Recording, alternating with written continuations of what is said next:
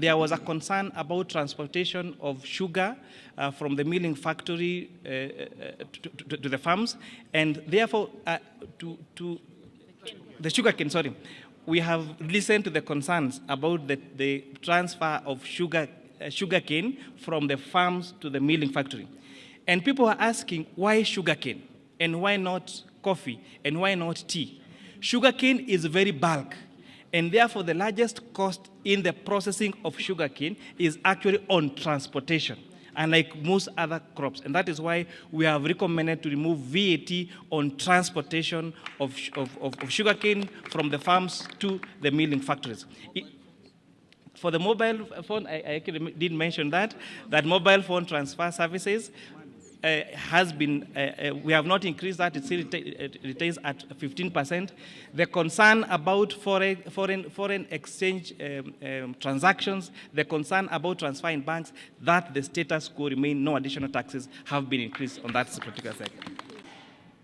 Members of the press, I think as you have heard from the changes that have been made to the proposals in the finance bill, which will be tabled this afternoon in the National Assembly, I think it's important to mention to members of the public, including the public-spirited Kenyans who had intended to occupy Parliament, that there is absolutely no debate today. It's just the tabling of the report.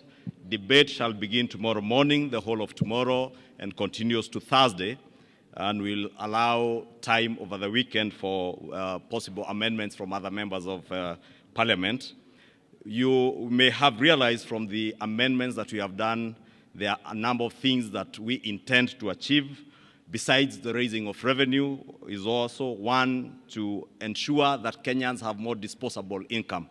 You will notice from the changes that will be proposed by the chair in the report that you table this afternoon, we are devoting more money back into people's pockets, especially the employed Kenyans who have been contributing to the housing levy.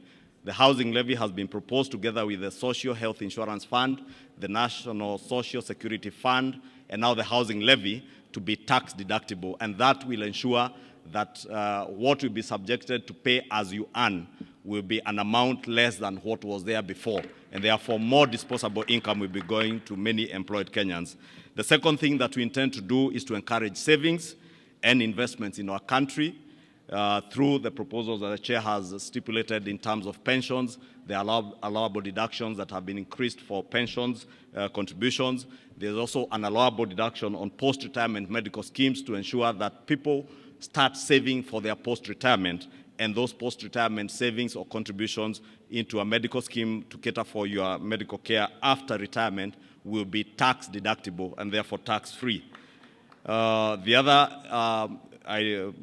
policy proposal in this finance bill is the protection of our local manufacturing industries and our farmers.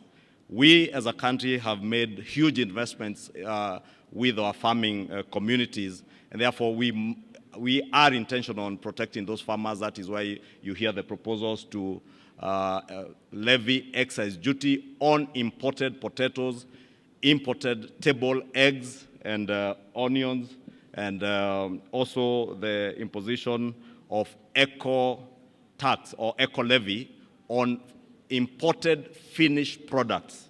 And I think, as the chair has emphasized, it is imported finished products, because when the chair and the finance committee listened to stakeholders, especially the Kenya Association of Manufacturers, a very good case was made for protection of the local manufacturing industry.